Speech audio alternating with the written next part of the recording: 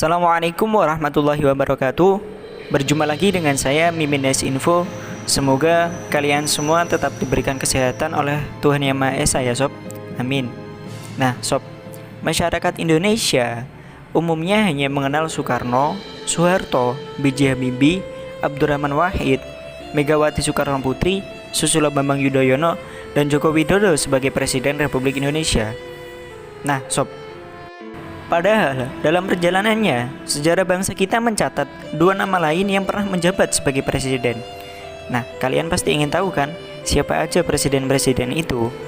Nah, sob, sebelumnya jangan lupa klik tombol like, subscribe, aktifkan loncengnya, dan juga share video ini sebanyak mungkin. Mari kita bersama-sama membangun channel ini agar lebih maju ke depannya dan juga lebih bermanfaat untuk semuanya.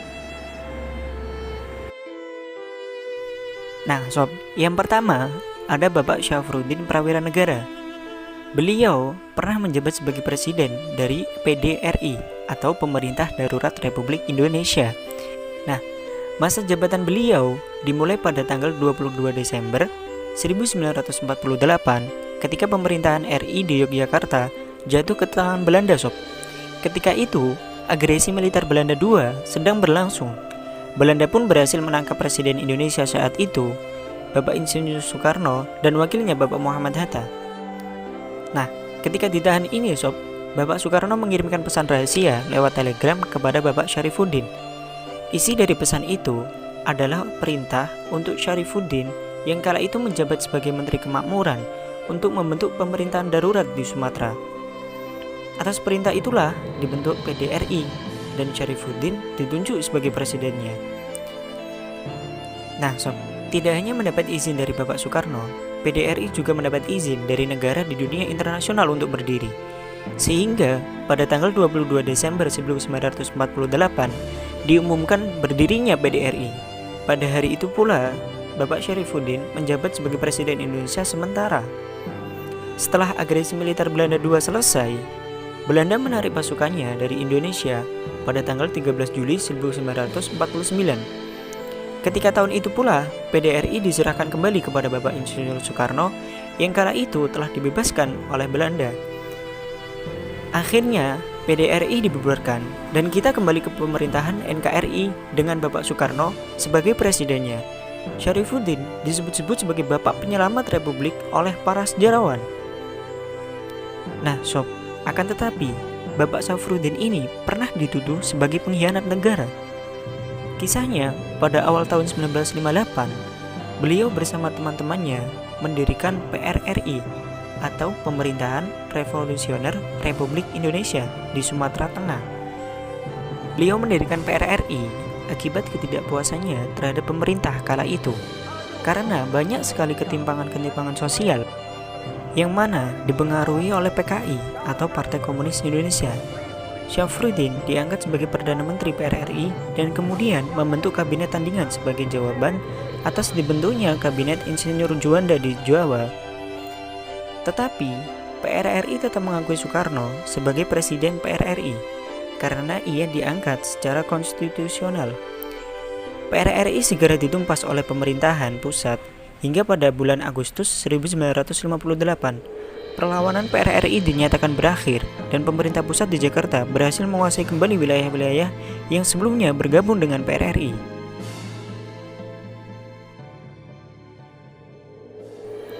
Nah sob, yang kedua ada Mr. Asad. Beliau adalah salah satu pelajar yang mana bergelar Datuk Mudo. Bagi sebagian orang, nama tersebut pastilah sangat asing karena memang jarang sekali diajarkan di bangku sekolah, kecuali bagi mereka yang senang membaca buku-buku sejarah. Beliau lahir di Dusun Picuran Landai, Kubang Putih, Banu Hampu, Agam, Sumatera Barat pada tanggal 18 September 1904. Nah sob, ketika Belanda melancarkan agresi militernya yang kedua, yaitu pada tanggal 19 Desember 1948, seluruh pemimpin republik ditangkap dan diasingkan oleh Belanda, tidak terkecuali juga Mr. Asad. Nah, pada tanggal 27 Desember 1949, Belanda menyerahkan kedaulatan kepada Republik Indonesia Serikat yang artinya Belanda hanya mengakui Republik Indonesia Serikat sebagai negara yang sah, bukan Republik Indonesia atau RI, yang mana ketika itu Insinyur Soekarno dilantik menjadi presidennya dan Muhammad Hatta sebagai Perdana Menterinya. Nah, RIS dan RI ini merupakan salah satu taktik permainan Belanda untuk bisa memecah belah RI dengan membuat negara boneka. Para pemimpin RI mengetahui akan hal ini.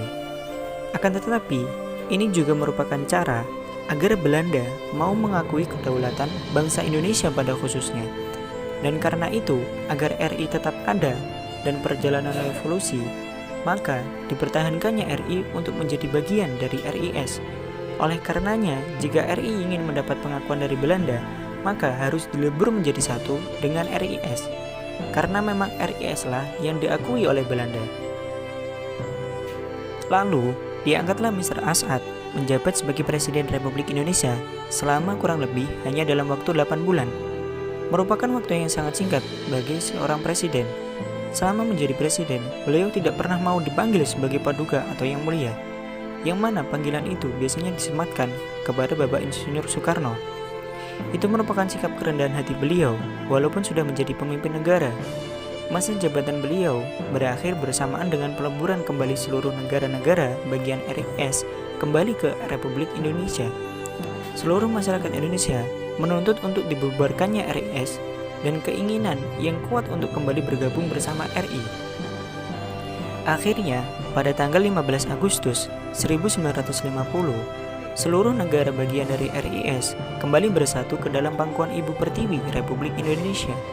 Bersama dengan hal tersebut, Presiden Soekarno telah membubarkan RIS dan di Yogyakarta, Mr. As'ad menyerahkan kembali jabatannya, yaitu Presiden Republik Indonesia, kepada Bapak Insinyur Soekarno untuk kembali menjadi pemimpin Republik kita tercinta ini.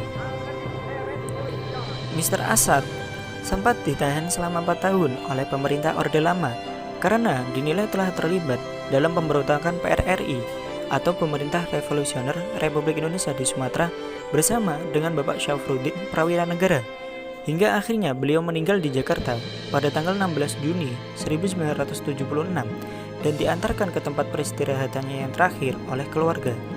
Beliau merupakan salah satu orang yang amat sekali besar jasanya untuk negara kita, namun terlupakan oleh generasi masa kini.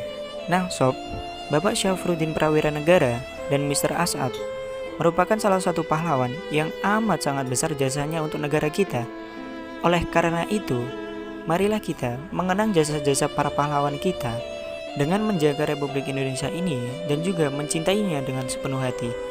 Mungkin dari saya, apabila ada salah-salah kata, mimin mohon maaf yang sebesar-besarnya. Wassalamualaikum warahmatullahi wabarakatuh.